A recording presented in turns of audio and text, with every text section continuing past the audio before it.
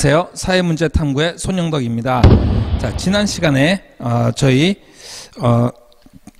두 가지 질적 연구, 양적 연구에 대해서 살펴봤었죠. 그죠? 오늘은 실질적으로 이제 우리가 연구 설계를 한 이후에 자료 수집하는 데 있어서 어떤 방식이 적합하고 어떤 방식으로 해야 되는가, 어떤 방식이 있는가, 이런 내용에 대해서 살펴보도록 하겠습니다. 그래서 책으로는 28페이지에 문제 탐구를 위한 자료 수집 방법이 되겠는데요. 자, 수업에 들어가기 앞서서 좀 다른 얘기를 조금만 해야겠어요. 지금 개학이 연기가 또 일주일 더 되는 바람에 상당히 좀 앞서 스님이 계획했던, 생각했던 것에 좀 차질이 생겼어요. 원래는 이제 개학하고 나면은 1시간 정도 이론 수업이 더 있고 나서는 곧바로 여러분이 직접 1년 동안 할 연구 과제를 선정해서 그거를 작성하는 수행 위주의 과목이라고 했었죠. 그죠? 그래서 수행 위주의 과목이기 때문에 평가도 역시 수행 평가로 100% 하기 때문에 그렇게 직접 작성해보고 또 진행하는 그런 시간을 갖겠다 앞서 얘기했었었는데요. 다음 한 주만 연기된 것으로는 괜찮아요. 한 주 연기된 것으로는 괜찮은데 만일 그 이후에도 더 연기가 된다고 한다면은 사실상 이것을 수업 시간에 수행평가를 하기가 상당히 애매한 상황이 돼버렸습니다. 애매한 상황이 됐어요. 그래서 그 부분을 과제를 통해서 해결하는 방법이 있는데 저희가 수행평가를 과제로 제시할 수는 또 없게 돼 있어요. 교육부 관련 지침이나 이런 것들이 바뀌면서 그래서 지금 상당히 좀 딜레마 상황에 와 있습니다. 빨리 좀 개학이 되기를 바라는 수밖에 없겠는데요. 이후의 상황에 대해서는 지금 많이 고민하면서 대책을 세우려 하고 있으니까 일단은 최대한 이론 수업 나갈 수 있는 부분까지는 최대한 나가도록 계속 진행을 하겠습니다. 자, 다시 본론으로 돌아와서요. 자료 수집 방법이 되겠습니다. 자, 오늘 배울 거 총 4가지. 자, 28페이지 좀 볼까요? 28페이지. 질문지법이라고 나와 있고요. 질문지법. 그리고 면접법. 뒤로 가면은 참여관찰법. 그리고 문헌연구법. 이렇게 4가지 조사 방법, 자료 수집 방법이 나와 있고요. 3학년 가게 되면 사회문화 과목에서 이 부분을 더 자세히 배우게 될 거고요. 시험에도 제법 출제가 한 문제씩, 한두 문제, 한 문제 정도 꼭 되는 편입니다. 난이도는 그렇게 많지는 않고요. 각각의 특성과 장단점을 기억해 놓으시면 되겠습니다. 자, 맨 처음에 나와 있는 질문지법부터 들어가겠습니다.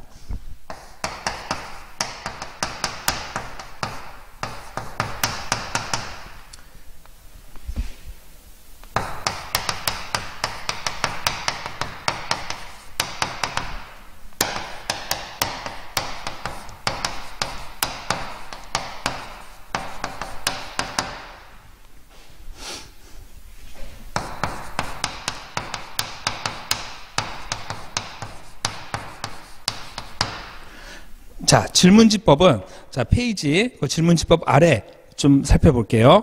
자, 사회과학 연구에서 가장 빈번하게 사용되는 방법이다. 사전에 그다음 아랫줄 질문을 구성한 질문지를 조사 대상자에게 제시하고 응답 또는 직접 기록하게 해서 이것을 수집을 합니다. 어떤 건지 알겠죠? 가장 흔히 많이 사용되는, 쉽게 말해서 여론조사 한다든지 각종 텔레비에 나오는 어떤 설문 응답조사 이런 거 전부 다 질문지법입니다. 전부 다 질문지법이에요. 전화조사로 했다? 역시 이것도 마찬가지예요. 전화조사 방식이건 뭐 혹은 요즘에는 휴대폰으로 전화를 해서 하는 방식도 있겠고요. 자, 고전적으로는 직접 설문지를 나눠주고 회수하는 방식. 네. 그렇기 때문에 일단 많은 사람이 할 수 있겠죠. 그죠? 많은 사람을 대상으로 할 수 있겠고요. 그리고 이것에 주로 사용되는 것은 앞서 배웠던 질적 연구에 더 가까울까요? 아니면은 양적 연구에서 많이 사용할까요? 당연한 얘기겠지만 얘는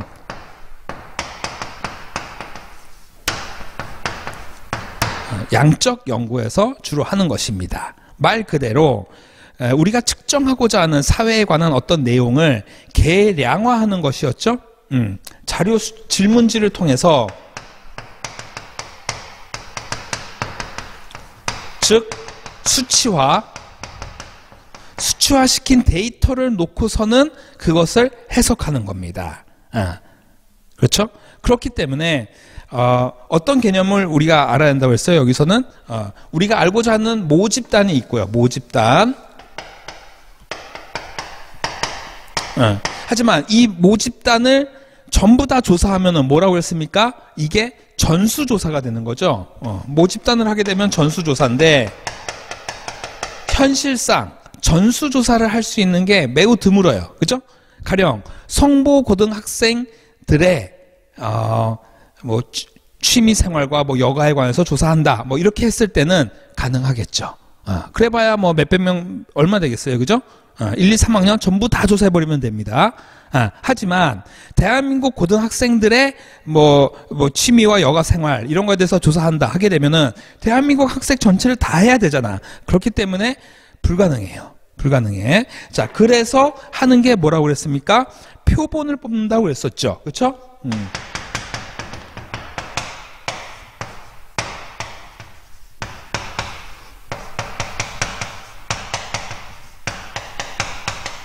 자, 표본을 뽑아서 조사를 하고 중요한 것은 바로 뭐냐면 이 전체 표본과 모집단과 상당히 유사해야 된다고 했었죠. 그렇죠? 네, 그걸 다른 말로 뭐라고 했어요? 대표성이라고 한다고 했습니다. 그래서 이 둘 사이에 대표성이 있어야 된다. 그 얘기 했었죠. 자, 그 얘기가 지금 그 다음 단락에 나온 얘기입니다. 자, 질문지는 탐구 주제에 적합하면서도 응답자가 쉽게 알아들을 수 있도록 간결 명료해야 되고, 특히 자, 질문지는 연구자의 가치가 개입되면 안 되겠죠. 그죠? 연구자의 가치가 개입되지 않았어요. 가령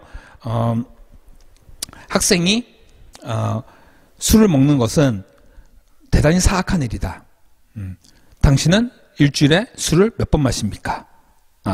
이렇게 질문을 만들어 놓고, 그것도 무기명 설문조사도 아니고 학년 반 번호 다 써야 돼. 이름도 써야 돼. 자, 이렇게 하면은 솔직한 답을 할까요?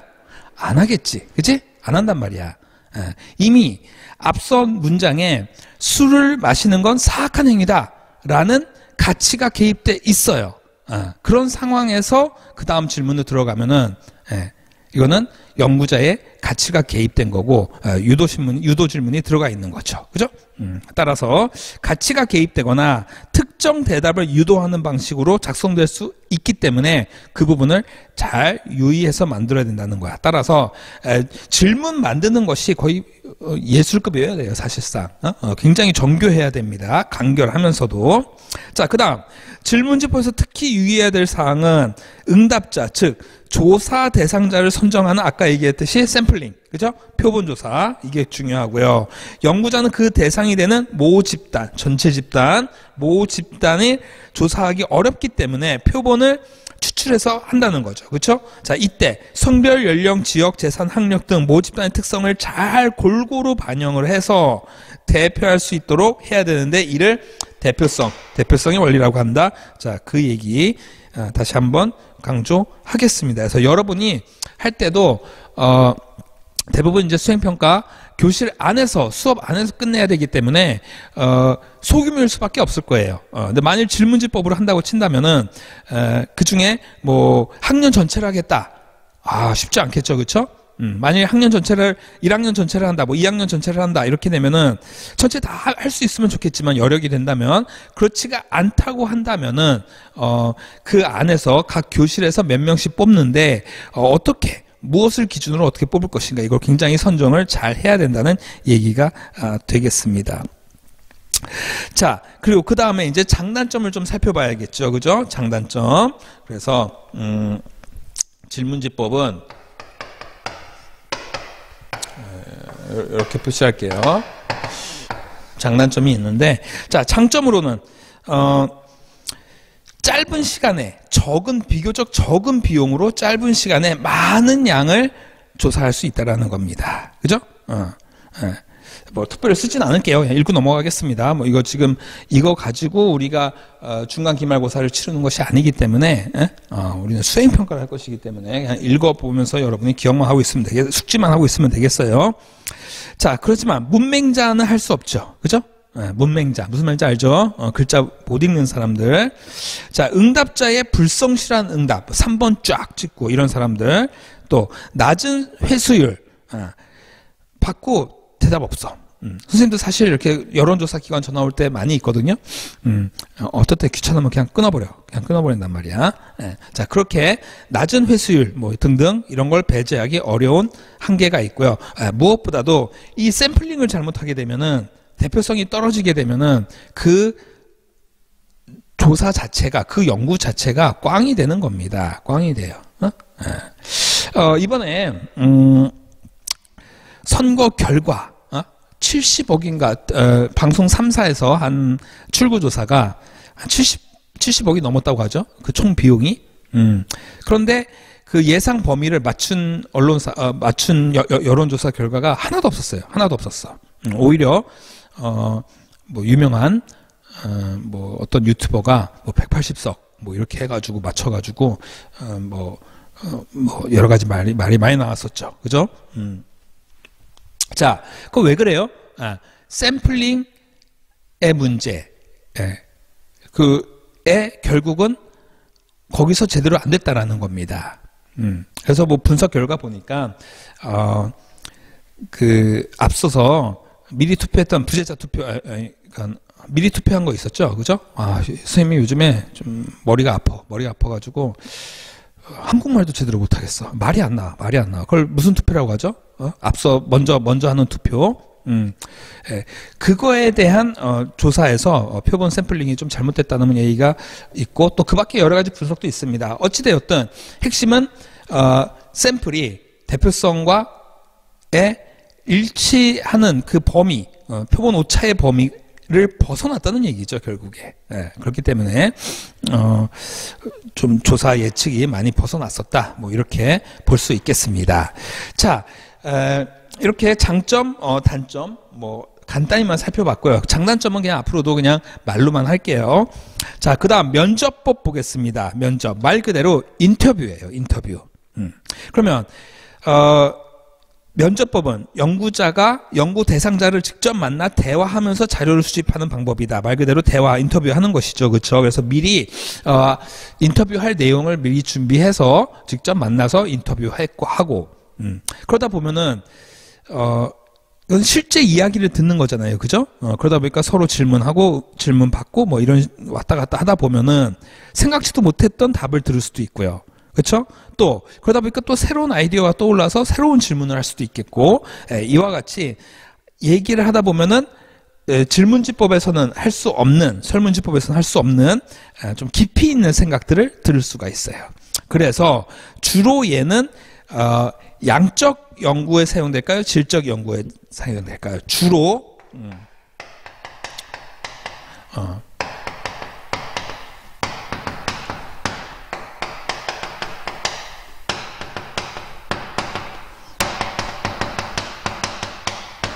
자, 여기서 양적 연구도 병행이라고 해놨는데 설문지만 돌려가지고는 좀 부족한 부분을 메꾸는 의미로 일부 또 인터뷰를 같이 하기도 합니다. 하지만 면접법을 주로 한 연구라고 한다면, 이것을 메인으로 한 연구라고 한다면, 그렇다면 질적 연구가 되겠죠. 그렇죠? 그렇기 때문에 주로 질적 연구에서 대부분 사용하는 방식이 된다고 되는 것입니다. 질문지법이라고 해서 그러니까는 면접을 안 하는 것도 아니고요.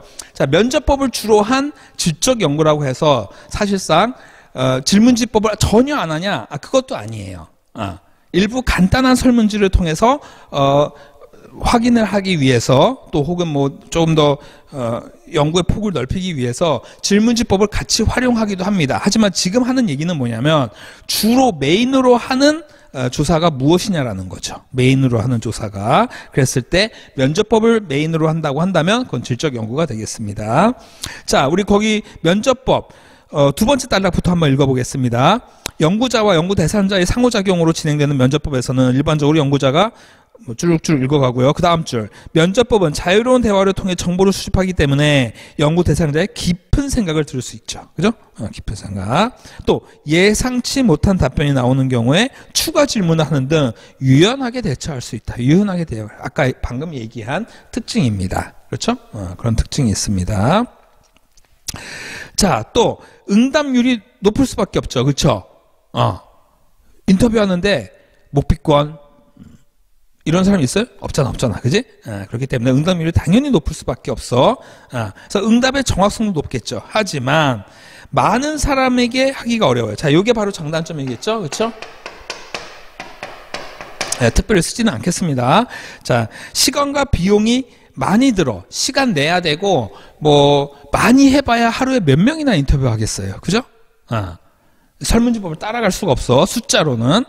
그렇기 때문에 시간도 비용도 많이 들고요. 다수를 대상으로 하기가 어렵습니다. 자, 그리고 직접 면접을 하면서 실시간으로 하는 것이기 때문에 하면서 질문자의 같이 주관이 개입될 수 있을까 없을까? 개입될 가능성이 매우 많아요. 매우 많아요. 그래서 나도 모르게 질문하는 사람이 유도 질문을 할 수도 있겠고 편견이 개입된 그런 질문을 할 수도 있습니다. 그래서 최대한 면접자가 인터뷰하는 사람이 좀 전문성을 띄어야겠죠. 전문성을 띄어야겠습니다. 자, 그 다음 거 살펴볼게요. 자, 그 다음에 참여관찰법이라고 나와 있는데요. 참여관찰법. 자, 얘는 참여관찰법은 100% 뭘까요?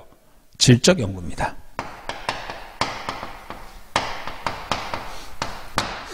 얘는 특징이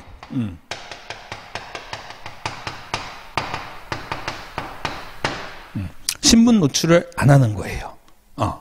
그러니까 쉽게 말해서 상대 조사 받는 사람들이 조사자가 있고 조사 받는 사람이 있는데 조사 받는 사람이 얘가 조사하러 온 사람인 줄을 몰라야 돼.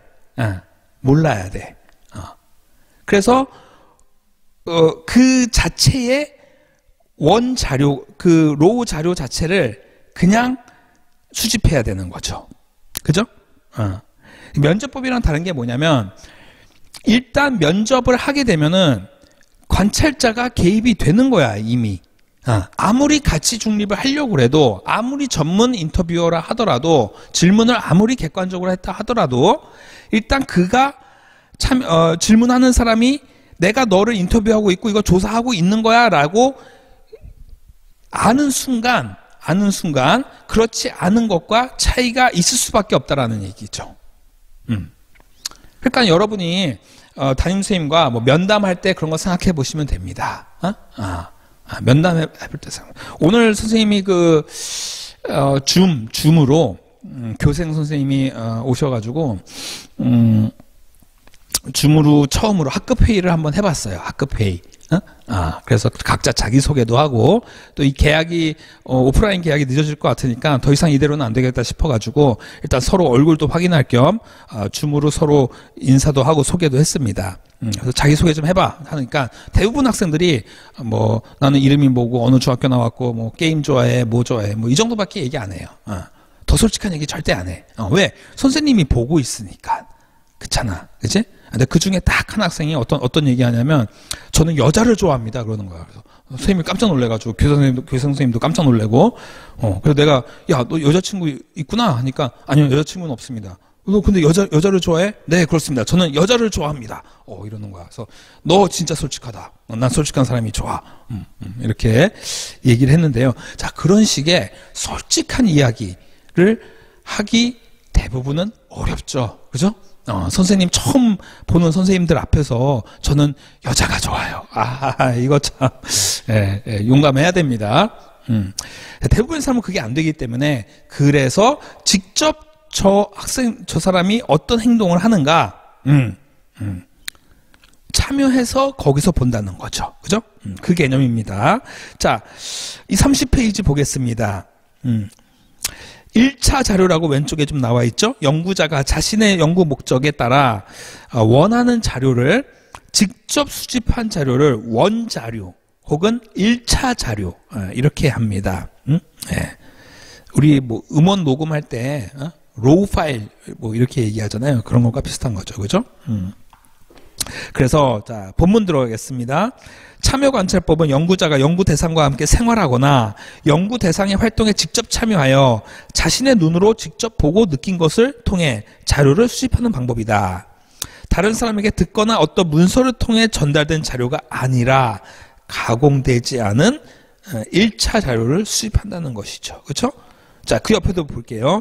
질문지법이나 면접법은 응답자의 반응이 자료 수집이 대상이 되지만 참여관찰법에서는 관찰자의 태도나 시각에 따른 연구 대상의 생활 활동이 자료 수집이 됩니다. 즉 나를 드러내지 않고 신분 노출을 안 하고 그 집단에 들어가서 내가 관찰한 것을 기록해 놔서 그걸 사용하는 거야.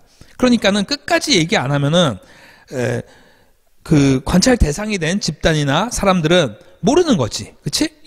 지금 연구가 진행된 걸 아예 모르는 거야. 자, 그래서 이것은, 장점이 뭐겠어요? 장점이. 있는 그대로의 실상을 볼 수 있다라는 거. 그죠? 있는 그대로의 실상을 볼 수가 있어요. 하지만 문제점은 뭐가 있을까? 문제점은. 완전히 100% 관찰하는 사람의 시각에 의존한다라는 거지. 관찰하는 사람의 시각에. 자, 실제 예전에 있었던 예인데요. 1940년대인가 뭐 그쯤이에요.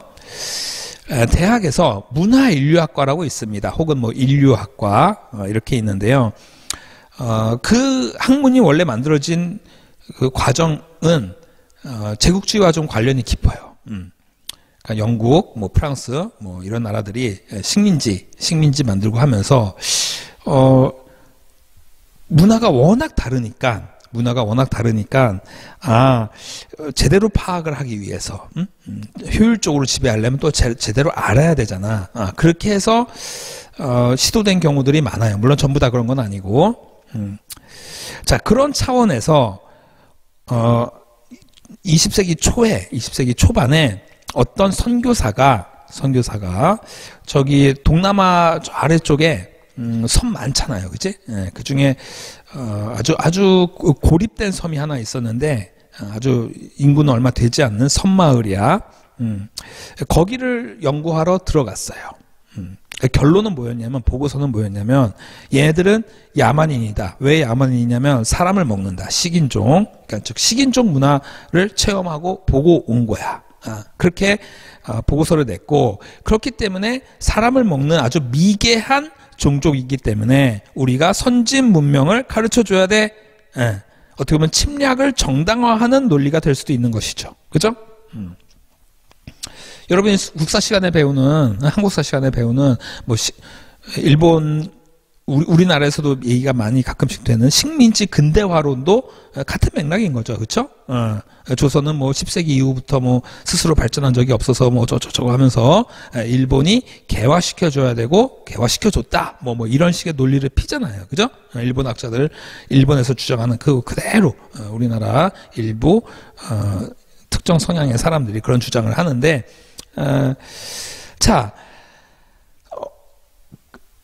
어떻게 보면 그래서 침략을 정당화하는 이데올로기로도 사용이 됐었습니다. 그런데 문화인류학이 이제 1, 2차 대전을 거치고 하면서 이제 독립을 했어요. 이제 정부 차원의 어떤 그런 목적을 갖고 하는 학문이 아니라 정말 순수하게 문화를 탐구하는 학문으로서 이제 뻗어나가기 시작을 했죠. 자, 그러면서 이제 그 지역에 어떤 문화인류학자가 다시 들어가서 조사를 했어요. 그런데 완전히 다른 결론이 나온 겁니다. 어떤 결론이 나왔냐면, 예전에 좀 지난 시간에 한번 얘기했던 것 같은데, 얘네는 사람을 먹는 건 맞지만 아무나 먹진 않아요. 아무나 닥치는 대로 막 먹는 그런 게 아니야. 거기는 워낙 그 주변 섬 부족들과 전쟁이 워낙 많고 해서 이동이 쉽지가 않고, 그리고 지역적 환경 때문에, 저도 자세히는 모르겠어요. 뭐 인류학과 다니는 친구한테 들은 얘기야. 그 지역적 특성 때문에 단백질 섭취가 어려워. 즉 뭐 키우고 뭐 이렇게 닭 키우고 뭐 하고 하기가 쉽지가 않은가 봐. 그래서 때에 따라서는 너무 사람들이 단백질이 부족해져 가지고 어린 아이들부터 픽픽 쓰러진다는 거예요. 단백질 부족 현상으로. 그럴 때 얼마 안 되는 단백질이라도 조금 섭취하면은 죽지는 않는다는 거죠. 그죠? 그래서 스님들 중에서도 열심히 아주 그 정진하는, 막 스님들 중에서 갑자기 막 쓰러지는 스님들이 있어요. 그러면은, 노승이 이렇게 특별한 이렇게 전통으로 내려오는 뭐 약이라고 해가지고 그걸 하나를 먹인대요. 그러면은 그거 먹고 번쩍 깨어난대. 그게 바로 뭐냐면 말린 육포야, 말린 육포. 그래서 뭐 그 드래곤볼 알아요?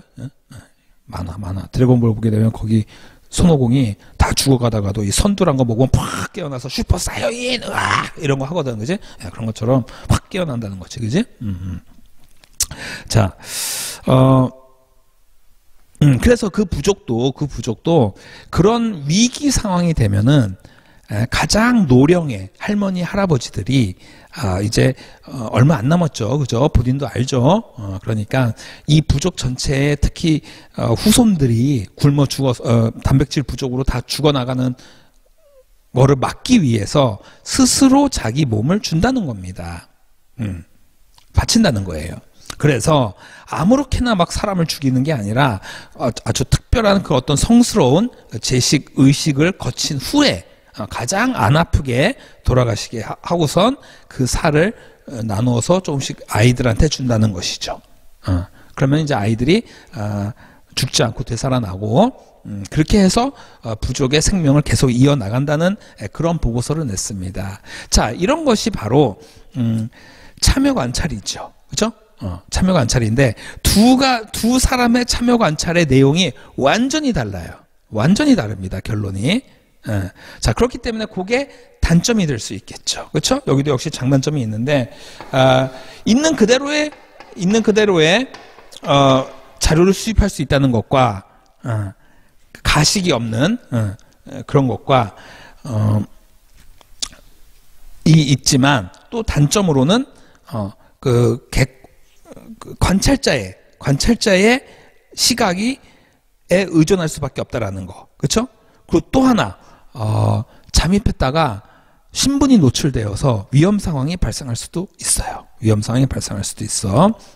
제가 아는 교수님도 신학과 교수님인데, 실제 이런 거는 주로 어디에 하면 좋겠어요? 참여 관찰은 자기를 드러내고자 하는 걸 싫어하는 데일수록 참여 관찰을 많이 하겠지.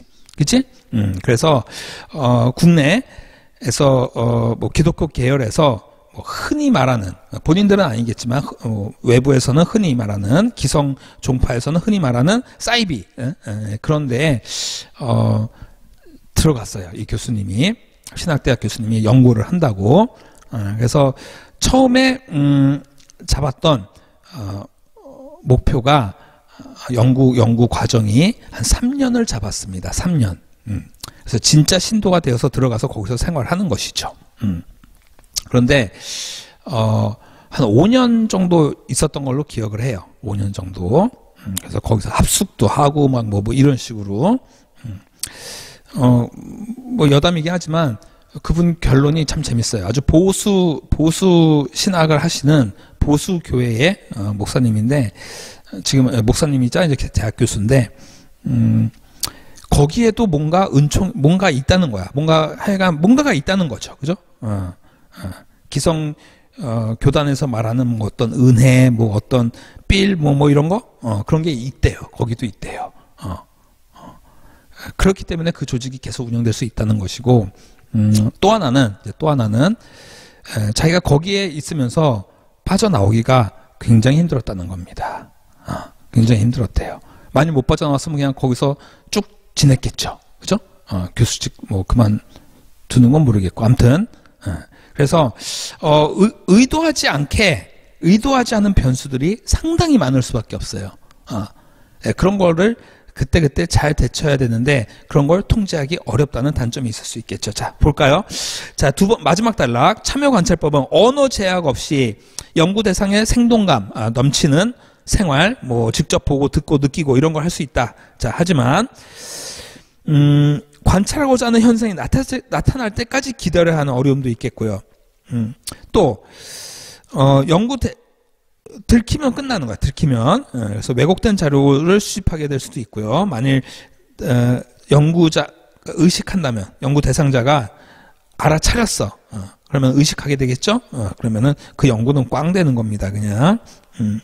자, 그리고 직접 참여하는 과정에서 돌발 상황 등이 발생할 수도 있다. 자, 이렇게 정리하면 되겠고요. 자, 마지막 문헌연구법 하겠습니다. 자, 문헌연구법은 한마디로 말해서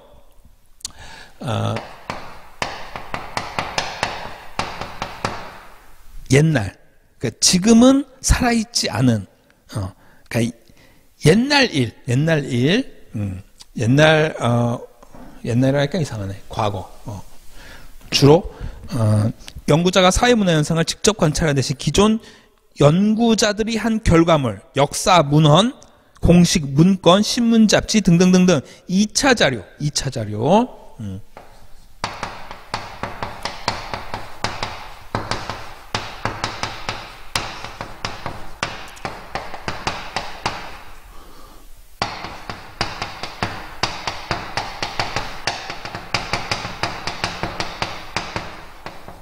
자, 직접 조사가 어려운 과거 일을 주로 이건 100%죠. 100%. 그치?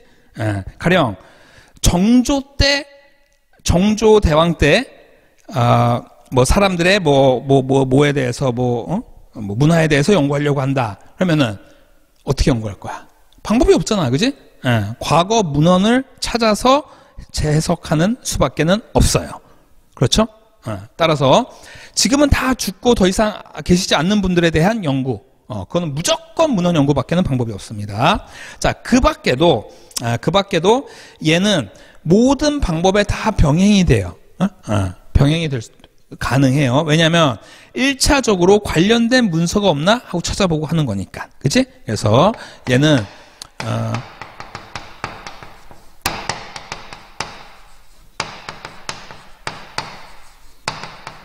양적 질적 연구에 모두의 선행 연구로서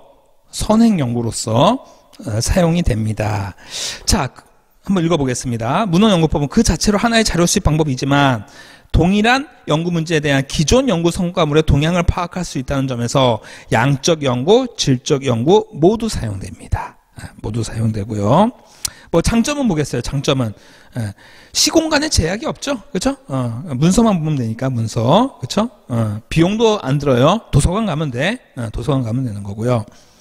자, 하지만 문제는 확보한 문건의 신뢰성, 정확성.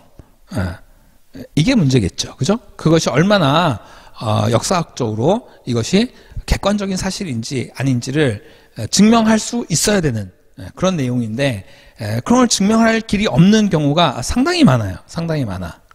그렇기 때문에 또 그것을 해석하는 과정에서도 역시 또 연구자의 주관이 개입될 수 있겠죠. 그죠?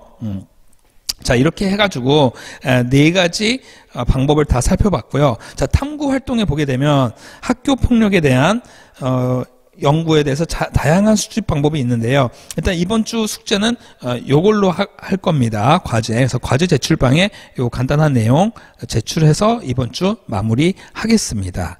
자, 수고하셨습니다.